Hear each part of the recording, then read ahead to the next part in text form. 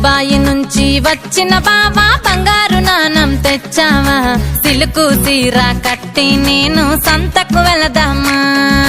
బంగారు నాణ్యం ఎందుకు పిల్ల నువ్వే ఉండగా నీ అందాలతోనే దుబాయి నేను తీసుకువస్తాగా బ్యూటీ పార్లర్ వెళ్ళి బావా ఐబ్రో చేద్దామా అందం చందం పెంచుకొని ఫంక్షన్ కెళదామా